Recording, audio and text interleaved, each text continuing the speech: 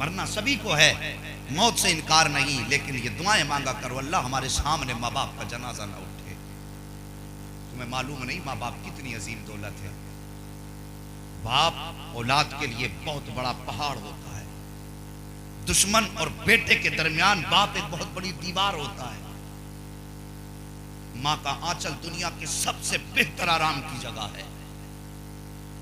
वरना बचपन में गर्मी कितनी भी हो, माँ जब अपना दुपट्टा बेटे के सर पे डाल लेती है तो लोगों को बगैर एसी के नींद नहीं आती। उन बच्चों से पूछो जो तपती हुई धूप में माँ की आंचल के साए में ठंडी नींद सोया करते हैं। वो साया कितना ठंडा होता है वो तो उससे पूछो जो कभी माँ की गोद में सर रख के सोता हो। आज हम बड़े हो गए तो सोचते हैं हमें माँ के साए की जरूरत नहीं, नादान है। जानते हो हजरत मूसा कलीमुल्लाह जलीलुल कद्र पैगंबर अल्लाह का, मेरे नबी फरमाए मैं मेराज में गया तो मैंने एक नबी को देखा और जाके अपने रब की बारगाह में अर्ज की मालिक मैंने तेरे एक बंदे को देखा, ये कौन है? तो रब ने फरमाया महबूब ये मूसा है और मेरा इतना लाडला है कि कभी कभी मुझसे बहस और झगड़ा भी कर लेता है। इतना लाडला पैगंबर। अल्लाह अकबर। गौर करना जो मैं कह रहा हूं। आप तूर पे जाते थे, रब से हम कलाम होते थे। कलीम होने का शरफ रब ने हजरत मूसा को अता फरमाया। एक दिन अचानक हजरत मूसा की वालिदा का इंतकाल हुआ। जब हजरत मूसा की वालिदा का इंतकाल हुआ उसके बाद जब चले ना तो रब की तरफ से पैगाम आ गया, मूसा आज संभल के आ गया। तुम आकर के तूर पर सख्त लहजे में बात करते थे, लेकिन आज मूसा मेरी बारगाह में आ रहे हो। लहजे को संभालना होगा, अंदाज को बदलना होगा, अदब का लिहाज करना होगा। अल्लाह अकबर। जब ये आवाज आई अर्ज करते हैं मेरे मालिक मैं पहले भी आया हूं, आज कोई नया नहीं आ रहा हूं, लेकिन आज से पहले तो मुझे संभलने का हुक्म नहीं दिया गया है, आज से पहले लहजा संभालने का हुक्म नहीं दिया गया। ए मेरे परवरदिगार बता तो सही आज लहजे को बदलने का हुक्म क्यों दिया जा रहा है? आवाज कुदरत आई थी, मूसा आज से पहले भी तुम आते रहे हो, लेकिन याद रखो आज से पहले जब तुम आते थे तो तुम्हारी माँ अपना आंचल फैला के दुआ किया करती थी और कहा करती थी ए मेरे परवरदिगार मेरा बेटा तूर पर आ रहा है, अगर लहजे में सख्ती आ जाए तो माफ कर देना, अंदाज अगर सख्त हो जाए तो माफ कर देना। ए मूसा आज से पहले जब तुम आते थे तो माँ की ममता का आंचल उठ जाया करता था, लेकिन मूसा आज जब आ रहे हो तो माँ की ममता का आंचल भी नहीं है, माँ की दुआएं भी नहीं है, माँ की शफकतें भी नहीं है, माँ का प्यार भी नहीं है। ए मूसा मेरी बारगाह में आ रहे हो तब तुम्हें संभल के आना पड़ेगा। अब मुझे कह लेने दो, अगर मूसा कलीमुल्लाह के लिए माँ की दुआएं इतनी शान वाली है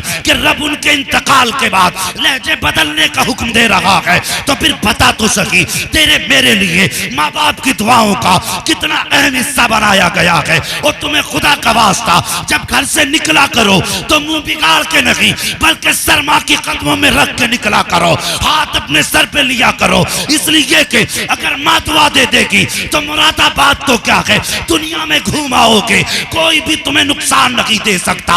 जैसे खैरियत से जाओगे वैसी खैरियत से वापस आ जाओ। नारे तकबीर, नारे रिसालत, मुफ्ती हम्माद रजा साहब क़िबला, नारे तकबीर, नारे रिसालत। सुभान अल्लाह। इन उलमा से पूछो, कारी वसीम साहब जानते होंगे इस दर्द को मुझसे ज्यादा, मैं तो सिर्फ महसूस कर सकता हूं, लेकिन इनके तो दिल पे गुजरी है। तुम नहीं जानते जिनके सर पे माँ की ममता का आंचल या बाप की शफकतें हैं। जब कोई भी मौलवी घर से निकलता है तो बच्चों से मिलने के बाद फिर माँ का चेहरा देखता है। ये मौलवी की बात कर रहा हूं मैं, क्योंकि अपने स्टाफ को मैं जानता हूं। सर पे हाथ रखवाते हैं हम माँ का, और फिर हमारा ईमान इतना मजबूत है जिसके सर पे माँ हाथ रख के दुआ दे दे, समझ लेना माँ की दुआओं के बारे में मेरे नबी ने फरमाया कि माँ की दुआएं औलाद के हक में नबी की दुआओं के बराबर हुआ। सुभान अल्लाह, सुभान अल्लाह। हाँ, इतना बड़ा दर्जा माँ की दुआओं का है। और जवानों, पढ़ने लिखने वाले लोगों, एग्जाम हो, दुनिया का कोई भी टेस्ट आपकी जिंदगी में हो, मौलवी के पास कलम पढ़वाने बाद में जाना, दुआएं लेने पहले माँ के पास चले जाए। क्या बात है, बेशक। हमारे अकीदे इतने कमजोर हैं, माँ को से पूछा तक नहीं। माँ से कहा माँ हम जा रहे हैं, बस इतना कहा चल दिए। मौलवी से जाके कहा ये कलम पढ़ते। सोच तो सही, तेरा सबसे बड़ा पीर तेरा बाप तेरे घर के अंदर मौजूद है, तेरी सबसे बड़ी दुआओं की मकबूलियत की जगह तेरी माँ का आंचल है। भले एक बार कलम ना पढ़वाना, लेकिन एक बार माँ की नजर जरूर पढ़वा के जाना। माँ अगर बेटे की तकदीर के हक में दुआ कर दे, खुदा की कसम अल्लाह तकदीर के फैसले अर्श से फौरन फरमा दिया करता है।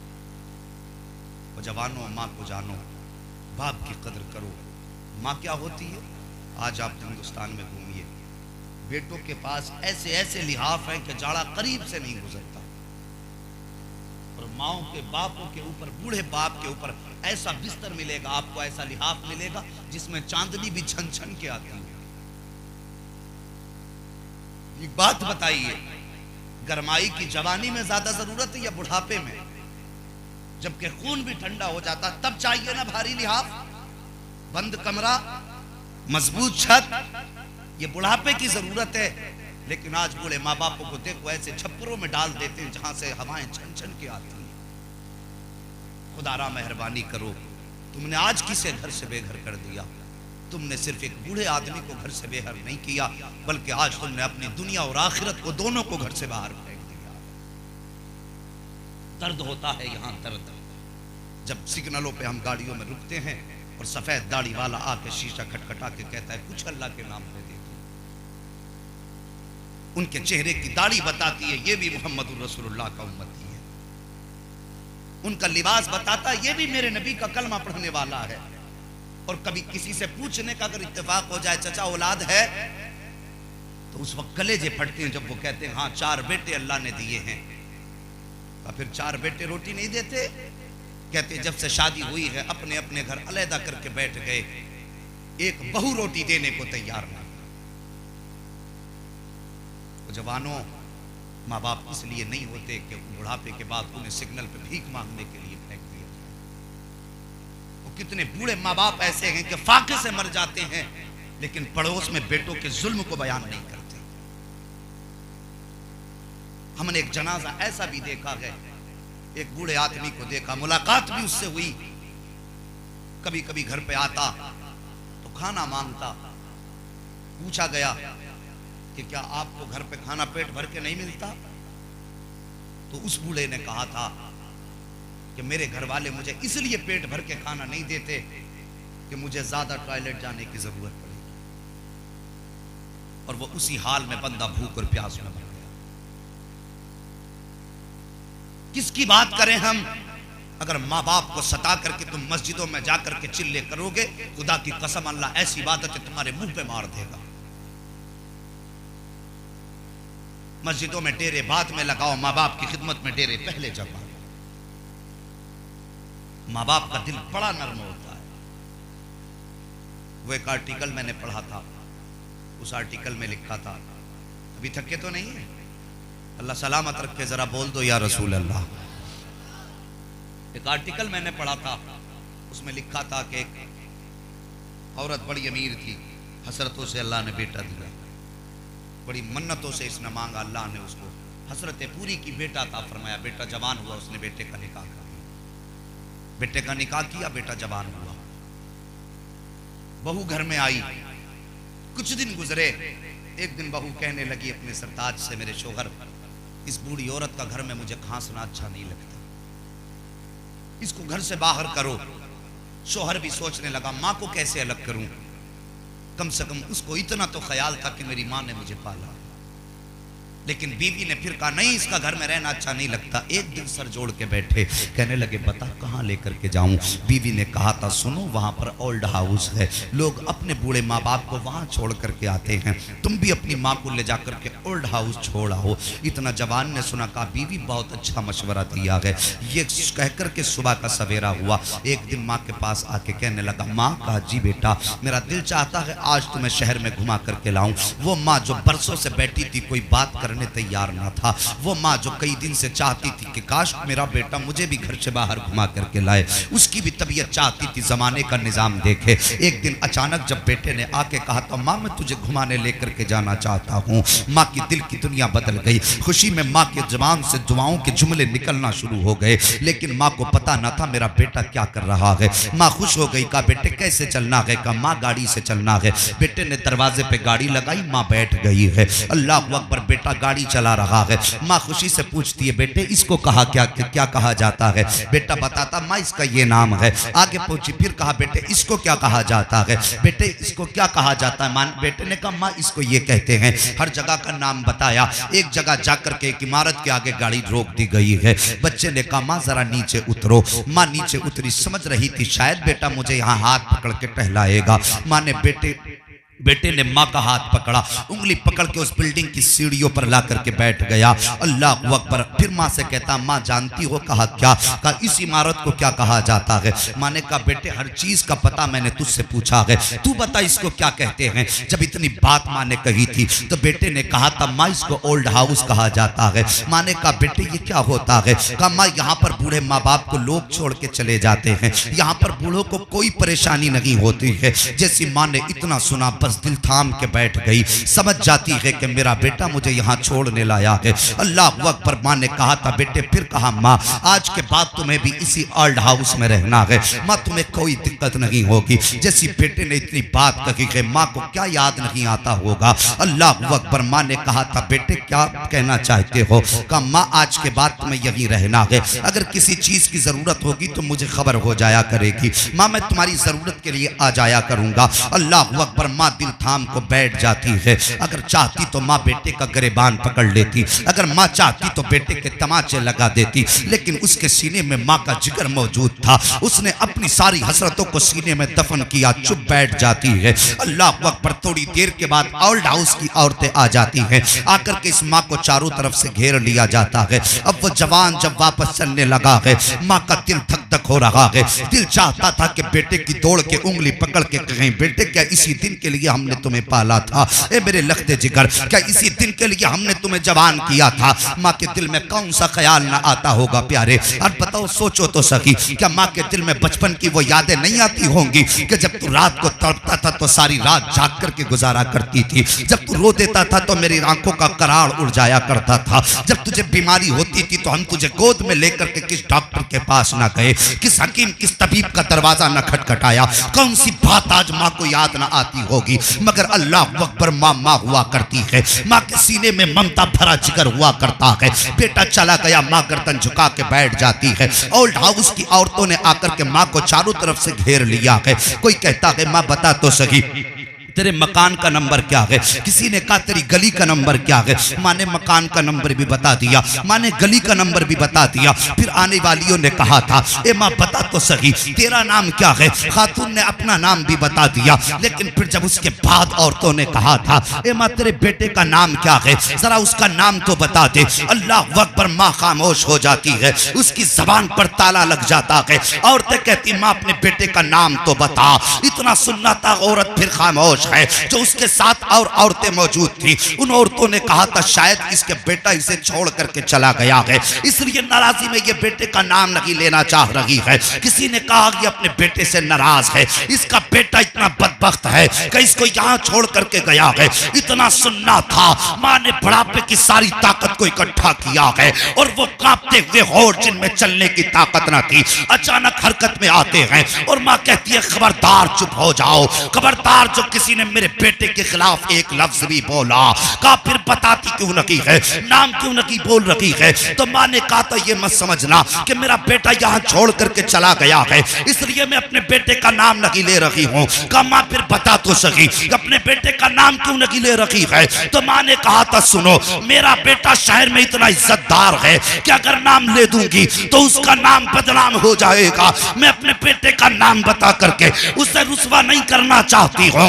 एक खातून ने कहा था ए माँ तेरे बेटे ने तेरे साथ ये सलूक किया है फिर भी तू उसके साथ ये सलूक कर रही है? तो माँ ने आह भर के कहा था खामोश हो जाओ, जो उसने किया है वो उसका किरदार है और जो मैं कर रही हूँ ये एक माँ का किरदार। नारे तकबीर, नारे रिसालत मुफ्ती हम्माद रजा साहब किबला, नारे तकबीर, नारे रिसालत। क्या बात हजरत, बहुत अच्छा बयान कर रहे हैं आप, सुभान अल्लाह। साहिब ये माँ होती है। खुदारा अल्लाह से दुआएं किया करो, अल्लाह हमारे सर पे ममता का आंचल सलामत रखना। जब ये आंचल सर से उतर जाता है तो भाई कोई सीने पे सर रख के रोने तक की जगह नहीं देता। रातों दिन रोगे, कोई आंसू पोंछने वाला नहीं मिलेगा। ये माँ होती है जो तेरी आंख के आंसू अपने दुपट्टे से साफ करती है। मुनव्वर राना ने कहा था, मुझको हर हाल में बख्शेगा उजाला अपना, चांद रिश्ते में नहीं लगता है मामा अपना। मैंने रोते हुए पोछे थे किसी दिन आंसू, मुद्दतों माँ ने नहीं धोया दुपट्टा अपना। अगर तुम्हारे आंसू ममता के आंचल में लग जाते तो माँ मुद्दतों तक उस दुपट्टे को नहीं धोती कि इस दुपट्टे में मेरे बेटे के आंसू लगे हैं। तो साहिब हम माँ की कदर करें। अल्लाह अकबर, रब से दुआएं मांगा करो, अल्लाह हमारे माँ बाप को सलामत रखना। जरा आमीन कह दो। आमीन। अल्लाह आपको सलामत रखे, ये दुआएं मांगा करो। साहिब माँ क्या होती है, अपने नबी की जिंदगी से हम सीखें। तवज्जो है, जरा सारे बोल दें या रसूल अल्लाह, सुभान अल्लाह। मेरे नबी की जिंदगी से सीखो। सरकार पैदा हुए, हजरत हलीमा सादिया लेकर के चली गई। 5 साल तक हजरत हलीमा सादिया ने अपने पास रखा सरकार को। 5 साल के बाद वापस लाई। मेरे सरकार मां की खिदमत में आए। मां की खिदमत में मेरे सरकार आए। एक दिन अचानक बाहर से टहलते हुए सरकार तशरीफ लाए। मेरे आका करीम की उम्र शरीफ उस वक्त तकरीबन 6 साल थी। कितनी? 6 साल का बच्चा कितना होता है ये सब जानते हैं। उम्र कितनी होती है 6 साल की। लेकिन चूंकि मेरे नबी की नशो नुमा और बढ़ने का अंदाज सबसे जुदा गाना था, क्योंकि वो सैयदुल अंबिया जो ठहरे, कायनात के मलजा व मावा जो ठहरे, उनके बढ़ने का अंदाज निराला था। अल्लाह अकबर। एक दिन टहलते हुए घर में तशरीफ लाए, निगाह उठाई, घर में मां नजर नहीं आई। तवज्जो कीजिए, मां नजर नहीं आई। जब मां नजर नहीं आई, मेरे सरकार के दिल में ख्याल आया, ए मेरे मालिक, बाप का साया तो पैदा होने से पहले ले लिया, आज मेरी मां नजर नहीं आ रही है। अभी इतने ख्याल का आना था कि रब ने महबूब के दिल पे इल्का फरमाया, महबूब अंदर जाओ, तुम्हारी मां अंदर बैठी हुई है। मेरे सरकार ने दौड़ लगाई, अंदर गए तो क्या देखते हैं, मां कमरे के अंदर अपने घुटनों से यूं हाथ बांध के और घुटनों पे पेशानी रख के हिचकी भर के आंसू बहा रही हैं। मेरे सरकार गए, जाके माँ को रोता हुआ देखा, माँ की गर्दन में हाथ डाला। साहिब सुना होगा कि जब कोई आदमी चुप के रोता है, तन्हाई में रोता है तो आहिस्ता रोता है, लेकिन अगर किसी रोने वाले के कांधे पे हाथ रख दो तसल्ली के लिए, फिर इसकी चीख निकल जाया करती है। जानते हो क्यों? इसलिए कि फिर वो ये समझता है कि अब मुझे तसल्ली देने वाला आ गया है, अब मुझे सहारा देने वाला आ गया है। ये सोच करके उसकी चीख निकल जाया करती है। मेरे सरकार ने माँ की गर्दन में हाथ डाला। मेरे नबी की माँ ने यूं चेहरा उठाया है, अल्लाह अकबर। मेरे नबी ने माँ की आंख में आंसू देखे हैं। अब जरा मंजर देखना प्यारे, मेरे सरकार ने माँ से कितना प्यार किया है। अल्लाह अकबर। सरकार ने माँ के चेहरे में आंसू देखे, आंख में आंसू देखे। अब मेरे सरकार भी आंसू बहा रहे हैं। सरकार ने अपने लबों को माँ के लबों पे रख दिया है। आका करीम के रोने का अंदाज ये था। अब सरकार की आंख के आंसू सैयदा आमीना के रुखसार पे गिर रहे हैं और सैयदा आमीना के आंसू मेरे सरकार के रुखसार पे गिर रहे हैं। आका करीम ने यूं माँ के गले में हाथ बांधे हुए हैं और रो के कहते हैं, ए माँ क्यों रो रही हो? क्या ये सोच रही हो कि तुम्हारे बेटे को खुदा ने यतीम बना दिया है, या इसलिए रो रही हो कि तुम्हारा बेटा कमजोर है, या इसलिए रो रही हो कि तुम्हारा बेटा किसी लायक नहीं है? इतना कहने के बाद मेरे सरकार कहते हैं, ए माँ अगर इसलिए आंसू बहा रही हो कि तुम्हारा बेटा कमजोर है, छोटा है, तो आंसू पोंछ लीजिए। इसलिए इसलिए कि खुदा ने जो शान तुम्हारे बेटे को अता फरमाई है वो कायनात में किसी माँ के लाल को अता नहीं की गई है। अल्लाह अकबर, इतनी बात का कहना था। नबी की अम्मी इरशाद फरमाती है, नहीं बेटे इस बात पे नहीं रोई। आका फरमाते, माँ फिर क्यों रोई हो? फिर इसके बाद नबी की अम्मी कहती हैं, ए बेटे आज मुझे तुम्हारे बाप अब्दुल्ला की जुदाई का मंजर याद आ गया है। मेरा दिल चाहता है ए मेरे लख्ते जिगर, मैं तुम्हारा हाथ पकड़ के लेकर के अब्दुल्ला की कब्र पर जाऊं और जाकर के उनसे ये अर्ज करूं, अब्दुल्ला तुम तो मुझे तनहा छोड़ करके आए थे, लेकिन आज मैं तनहा नहीं आई हूं, बल्कि देखो तो सही तुम्हारे चमन का कितना प्यारा फूल मोहम्मद अपने साथ लेकर के तुम्हारी कब्र पे आ गई। अल्लाह अकबर। ये मेरे नबी की अम्मी ने इतनी बात कही और फिर क्या सुनना था साहिबो? नबी की माँ का जिक्र छेड़ा है मैंने। अगर तेरी मेरी माँ की बात हो तो मैं और तू खुशी से उछल जाते हैं। जरा सोच, जब सैयदा अमीना का जिक्र होता होगा तो यकीनन गुंबद खजरा वाला के हाथ मदीने में उठ जाया करते होंगे।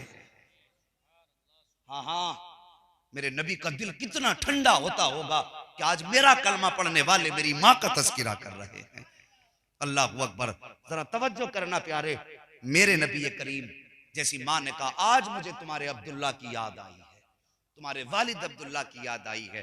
मेरी कौम की बेटियां भी बैठी हुई हैं, इनसे एक बात अर्ज कर दूं, मेहरबानी करो अपने शोहर को अल्लाह की अजीम नेमत समझा करो। इसलिए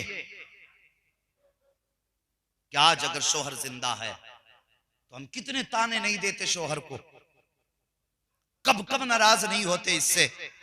अगर हमारी एक फरमाइश ना हो पूरी तो हम लड़ जाया करते हैं। और मेरी बहन, मेरी बेटियों, मेरी कौम की शहजादियों, खुदा तुम्हें खुदा का वास्ता अपने अपने शोहरों की कदर कर लो, शोहरों की इज्जत कर लो। याद रखो तुम्हारा वकार घर के अंदर शोहर से है, तुम्हारी दुनिया जो खुशहाल है ये शोहर के दम से है। उन औरतों से जाकर के पूछो जिनके सर से शोहरों का साया खत्म हो जाता है, जिनका बंधन शोहरों के साथ से टूट जाया करता है, कभी करीब से उनकी जिंदगी में झांक करके देखो। शोहर की आंखें क्या बंद हुई, औरत की दुनिया की सिमट जाया करती है, उसकी हंसती खेलती दुनिया बिछड़ जाया करती है। और खुदारा अपने अपने शोहरों की कदर कर लो, इनकी इज्जत कर लो। अगर ये चले गए तो फिर कोई इज्जत नहीं रह जाएगी मुआशरे में, कोई तुम्हें प्यार से रोटी देने वाला नहीं होगा। मैं एक बात अर्ज करता चलूं भाई, जरा गौर से सुनना। अगर अल्लाह ने किसी शख्स को 4 बेटे दिए हैं, अगर किसी खातून के 4 बेटे मौजूद हैं और अल्लाह ने सर पे शोहर का साया सलामत रखा है, तो घर के अंदर 4 बहुएं होती हैं।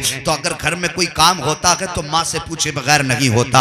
माँ आज ये खाना बनाना है, ठीक है बेटी बना ले। अगर माँ कह दे आज ये नहीं बनेगा तो फिर वो बन नहीं सकता है। आज ये काम ऐसे होगा, अगर माँ मना कर दे तो हो नहीं सकता है। लेकिन इसके बरक्स सोचिए, अगर कल उसके शौहर का इंतकाल हो जाता है तो वो माँ जो हुकूमत की कुर्सी पर बैठी होती है, तो बाप के इंतकाल के बाद बेटे तो जायदाद के बंटवारे में लग जाया करते हैं। माँ एक तरफ बैठ जाया करती है, उसके हाथ के सोने के कंगन उतार लिए गए हैं, अब उसको बेवा बना करके एक कुर्सी पर बैठा दिया गया है। कल तक जिसकी मर्जी के बगैर खाना नहीं बनता था, आज वो एक वक्त के खाने के लिए मुंह तका करती है। कौन है जो खाना ला करके खिलाए? आज जायदाद के बंटवारे वाले मौजूद हैं। कोई कहता है दुकान मेरी है, कोई कहता मकान मेरा है, कोई कहता ये कमरा मेरा है। माँ सबके चेहरे तकती है और सोचती रहती है, ये मकानों पे लड़ने वाले ये क्यों नहीं कहते कि माँ मेरी है, ये दुकान पे लड़ने वाले ये क्यों नहीं कहते कि माँ मेरी है। ओ जवानों, ओ मेरे भाइयों, ओ मेरी कौम की बेटियों, अपने अपने शौहरों की इज्जत कर लो। और मेरे भाई अगर शादीशुदा हो तो अपनी बीवियों की कदर कर लो, इसलिए कि माँ के इंतकाल के बाद तुम्हारे दर्द को समझने वाली बीवी हुआ करती है, तुम्हारे राज की हमराज बीवी हुआ करती है, तुम्हारी मुसीबतों में तुम्हारा हाथ बटाने वाली बीवी होती है। जब हिम्मत टूटती है तो हौसला बढ़ाने वाली बीवियां हुआ करती हैं। खुदारा इन्हें घर का खिलौना ना समझा करो, जब चाहा हाथ उठाया, जब चाहा मार लिया। याद रखना जिस दिन बीवी चली जाएगी उस दिन तुम्हारी जिंदगी इतनी तन्हा हो जाएगी कि तुम्हें पानी की जरूरत तो होगी, घर में बहुएं मौजूद होंगी, लेकिन हिम्मत नहीं होगी किसी से पानी मांग सको। घर के अंदर बेटियां होंगी तो वो तो पानी पिला सकती हैं, लेकिन बेटियां कब तक हैं, ये परदेश चली जाएंगी। ओ खुदारा अपने अपने रिश्तों की कदर करो। मैं ये अर्ज कर रहा था, मेरी नबी की माँ कहती है, आज मुझे अब्दुल्ला के बिछड़े हुए जमाने की याद आई है, मेरा दिल चाहता कि अब्दुल्ला की कब्र पे हाजिरी दूं। अल्लाह अकबर। मेरे नबी ने इतना सुना फौरन उठते हैं और जाके अपने दादा जान की गोद में बैठ जाते हैं। अल्लाह अकबर। हजरत अब्दुल मुत्तलिब ने अपने पोते को सीने से लगाया है। वो सीने से लगा के फरमाया बेटे कैसे आना हुआ? मेरे सरकार कभी दादा की दाढ़ी चूम रहे हैं, कभी पेशानी चूम रहे हैं, कभी रुखसार का बोसा ले रहे हैं। अल्लाह अकबर, वो होठ कितने अजीम थे जिनके बारे में बरेली के इमाम कह गए हैं, पतली पतली गुले कुद्स की पत्तियां, उन लबों की नजाकत पे लाखों सलाम। वो हाथ जो दादा के गले में पड़ता था वो कितनी शान वाला था, जिसके बारे में बरेली के इमाम ने कहा है कि हाथ जिस दम उठा गनी कर दिया, मुझे पहले सखावत पे लाखों सलाम। मेरे नबी की चश्माने नबुव्वत बरसी हैं। दादा कहते बेटे कैसे आए हो? कहा दादा आज कुछ मांगना चाहते हैं। इतने प्यारे शहजादे ने इतने अच्छे अंदाज में कहा था दादा आज कुछ मांगना चाहते हैं। दादा खुशी से उछल जाते हैं, मेरे बेटे आज तक कुछ नहीं मांगा है, मांगो तो सही क्या मांगना चाहते हो? अल्लाह अकबर, वो कैसे ना देते। आज वो मांग रहा है जिसके दर का आलम ये है कि आता है फकीरों पर, उन्हें प्यार कुछ ऐसा खुद भीख दे और खुद कहें मंगते का भला हो। और जब भीख देते हैं तो लेने वाला कहता है कौन देता है? देने को मुंह चाहिए, देने वाला है सच्चा हमारा। नारे तकबीर, नारे रिसालत, मुफ्ती हम्माद रजा साहब क़िबला, नारे तकबीर, नारे रिसालत। सुभान अल्लाह। जिनकी आंखें नबी की माँ की मोहब्बत में बरस रही हैं, मैं उनसे कहता हूं आज मांग लो जो मांगना है। खुदा की कसम ये भीगी आंखें हैं, रब चाहेगा तो ये आंखें खुश्क बाद में होंगी, जरूरतें रब पहले पूरी फरमा देगा। अगर बात दिल में लगी हो तो समझ लेना कि मंजिल मदीने की तरफ जा रही है। अब हमारा काफिला मदीने की तरफ रवा दवा है। तवज्जो है जी आपकी। दादा ने कहा था बेटे क्या चाहिए? मेरे मुस्तफ़ा कहते हैं दादा हम ननिहाल जाना चाहते हैं, अपने नाना के घर जाना चाहते हैं। याद रखिए मेरे सरकार का ननिहाल भी मदीना है, मेरे सरकार के वालिद का ननिहाल भी मदीना है। सुभान अल्लाह, बड़ा गहरा रिश्ता है मेरे सरकार का मदीना शरीफ से। बाबा हम ननिहाल जाना चाहते हैं। दादा ने कहा अच्छा बस इतनी सी बात। अगले दिन काफिला जाने वाला था मदीना शरीफ के लिए। हजरत अब्दुल मुत्तलिब ने इजाजत दी, आपके घर से मेरे सरकार, आपकी प्यारी अम्मी जान सैयदा तय्यबा ताहिरा आबिदा जाकिदा हजरत फातिमा ज़हरा रदी अल्लाह ताला अन्हा, हजरत सैयदा आमिना रदी अल्लाह ताला अन्हा, ये और हजरत उम्मे ऐमन, ये तीन लोग, नबी की अम्मी, आपके घर की बांदी हजरत उम्मे ऐमन और मेरे सरकार, ये तीन लोगों का काफिला मदीना जाने वाले काफिले के साथ मदीना शरीफ के लिए रवाना हो गया। मेरे सरकार शहर मदीना पहुंचे। बात तो याद है ना मैं क्या अर्ज कर रहा था? हाँ याद रखिए, मदीना शरीफ पहुंचे और मदीना शरीफ मेरे सरकार ने कुछ दिन क़याम फरमाया, तकरीबन 1.5 महीना। वापस फिर काफिले के साथ आ रहे थे। रास्ते में नबी के वालिद हजरत अब्दुल्ला की कब्र अनवर पड़ी, वालिद की कब्र पर हाजिरी दी, वापस आने लगे। रास्ते ही में नबी की अम्मी सैयदा आमिना की तबीयत बिगड़ना शुरू हो गई, तबीयत खराब होनी शुरू हुई। काफिला चलता रहा, फिर मंजिल वो आई कि आपकी तबीयत इतनी खराब हुई कि आप सवारी पे बैठने की ताकत न रख सकी। फरमाया उम्मे ऐमन जी सैयदा का काफिले से कह दो जरा कुछ देर ठहर जाए, काफिले से कह दो जरा कुछ देर ठहर जाए। अल्लाह अकबर, इतनी बात कही, काफिला ठहर गया। सैयदा आमिना के कहने पे काफिला ठहरा। काफिला रुक करके हजरत सैयदा आमिना की तबीयत के बेहतर होने का इंतजार करता रहा, लेकिन वक्त गुजरता गया, तबीयत बजाय सुधरने के और बिगड़ती गई, तबीयत और बिगड़ती गई और बिगड़ती गई। आखिर वो वक्त आ गया, इंतजार करते करते शाम का वक्त करीब आया।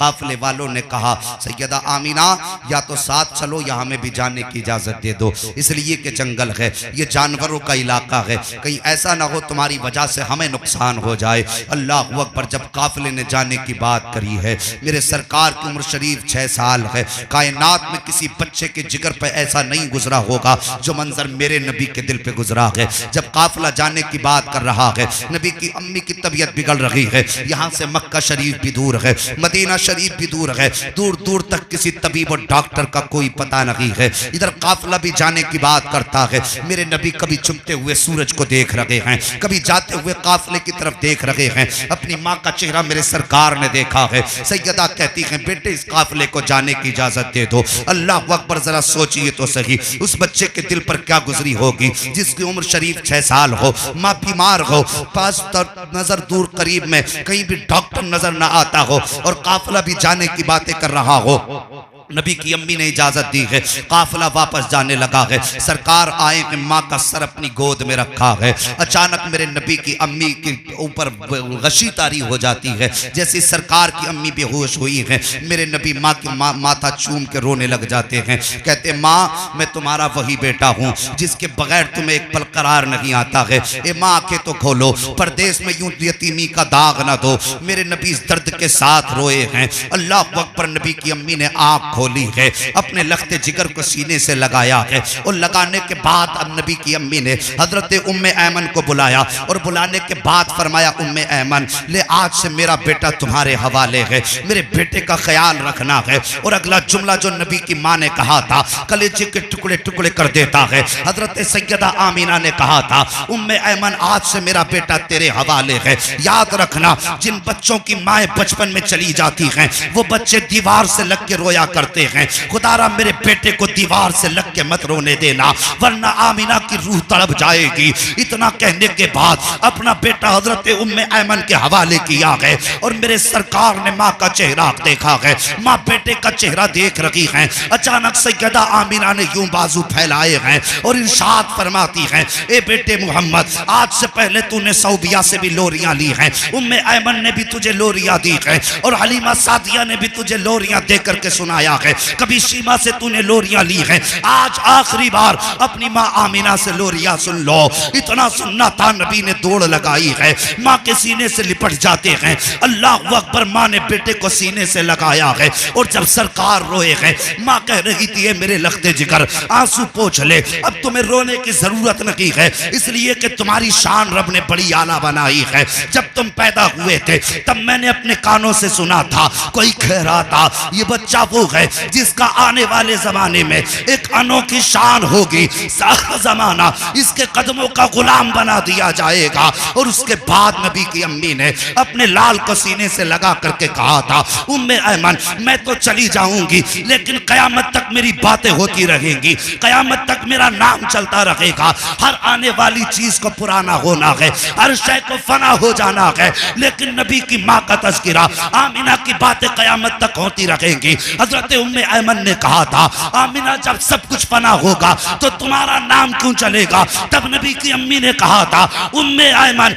मैंने इतना शान वाला बेटा जना है, इतनी शान वाला बेटा जना है कि जब जब इसका तज़किरा होगा तब तक मदीने के बसने वाले मोहम्मद की अम्मी सैयदा आमीना के नाम के चर्चे उस महफिल में हमेशा होते रहे। नारे तकबीर, नारे रिसालत, मुफ्ती हम्माद रजा साहब क़िबला, नारे तकबीर, नारे रिसालत, सुभान अल्लाह, माशाअल्लाह। तवज्जो है, अल्लाह सलामत रखे, सारे बोल दो या रसूल अल्लाह, या रसूल अल्लाह। अल्लाह सबको सलामत रखे। साहिब नबी की अम्मी ने ये बात कही और उसके बाद धीरे धीरे हाथों की पकड़ ढीली होने लगी। अब क्या था, मंजर बड़ा अजीब था। उस जंगल में सांसें जो अब तक माला में मोतियों की तरह थी, वो माला टूट गई, सांसें हवा में बिखर गईं, रूह कफ़से उनसरी से परवाज कर गई। जैसी माँ की जबान बंद हुई, मेरे नबी की चीख निकली, आह निकली। आसमान पर फरिश्तों ने शोर कर दिया, अल्लाह ये क्या माजरा है? रब ने फरमाया, फरिश्तों खामोश हो जाओ, ये मेरा और मेरे महबूब का मामला है। जब इतनी बात कुदरत मशीयत ने कही थी तो फरिश्तों ने कहा था मालिक, महबूबों के साथ तो ऐसा नहीं किया जाता है कि पैदा होने से पहले बाप का साया ले लिया, अभी उम्र 6 साल की आई है कि अब माँ की ममता का आंचल भी लिया जा रहा है। तब मशीयत ने कहा था फरिश्तों, जो मैं जानता हूं वो तुम नहीं जानते हो। फरिश्तों, हम ये चाहते हैं कि महबूब के सर पर न बाप का साया हो न माँ का साया हो, कायनात के अंदर मेरे महबूब के ऊपर किसी का साया ना हो, सारे जमाने पे सिर्फ मेरे महबूब का साया बाकी रहना चाहिए। अल्लाह अकबर। मशीयत ने यह जवाब दिया और मेरे नबी के दिल पे क्या गुजरी। उम्मे ऐमन बयान फरमाती हैं कि जब माँ की सांसें थमी और होठ बंद हो गए, मेरे नबी ने अपने लबों को माँ के कान पे रख के कहा था, माँ और बोलो ना। अल्लाह अकबर। जब नबुव्वत के छोटे छोटे होठों से ये जुमले निकले थे, खुदा की कसम मशीयत का फैसला हरकत में आ गया था। मुहद्दिस देलवी फरमाते मेरे नबी ने 2 मरतबा कहा, कान पे माँ के लब रख के, माँ और बोलो ना। जैसी 2 मरतबा नबी ने कहा, उम्मे ऐमन ने फौरन कांधे पे हाथ रख के कहा, बेटे जो दुनिया से चले जाते हैं वो कभी बोला नहीं करते हैं। मुहद्दिस देलवी फरमाते हैं कि सरकार ने सिर्फ 2 मरतबा कहा था, अगर तीसरी मरतबा और कह देते कि माँ और बोलो तो मुझे मेरे पैदा करने वाले रब की इज्जत की कसम है, नबी की जबान से तीसरी मरतबा अगर ये जुमला निकल जाता, मशीयत फैसला बदल देती, आमीना उठ के फौरन बैठ जाती। तुम्हारे मुंह से जो निकली वो बात होके रही, जो दिन को रात कहा तो रात होके रही। साहिब ये मुस्तफा की जबान है। हजरत उम्मे ऐमन फरमाती 2 मरतबा कहा था, मैंने कांधे पे हाथ रखा, सरकार ने जबान बंद कर ली।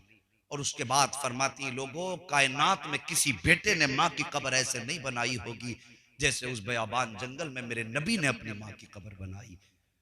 फरमाती हैं मेरे सरकार छोटे छोटे हाथों से पत्थर उठा के लेके जाते थे, माँ की कब्र अनवर पे रखते थे। कहती पत्थर बाद में आता था, नबी के आंसू माँ की कब्र पे पहले टपक जाते थे। मेरे सरकार रोते जा रहे हैं, माँ की कब्र अनवर बनाते जा रहे हैं। उम्मे ऐमन फरमाती जब कब्र बन करके तैयार हो गई, मैंने सरकार का हाथ पकड़ा है और लेकर के चली। मैं पहाड़ के टीले से नीचे उतरी, उतरते वक्त मेरे हाथ से नबी का हाथ छूट गया। कहती नीचे आके मैंने पीछे देखा, नबी का पता न चला। मैं डर गई, किधर गए, यहाँ जानवरों का इलाका है, कहीं किसी जानवर ने तो तकलीफ ना पहुंचा दी। फरमाती मैं वापस पलटी, जब फिर से टीले पे आई तो क्या कहती है, कहती मेरा कलेजा टुकड़े टुकड़े होने लगा। मैं क्या देखती हूँ, नबी माँ की कब्र से यूं लिपटे हुए हैं और माँ की कब्र से लिपट कर जारो कतार आंसू बहा रहे हैं। अल्लाह अकबर। साहिब माँ माँ हुआ करती है, मेरे नबी के दामन में किसी चीज की कमी न थी। कायनात के सारे खजाने मुस्तफा की ठोकरों में रखे गए थे, लेकिन एक माँ की जुदाई ने महबूब के दिल को कितना तड़पाया।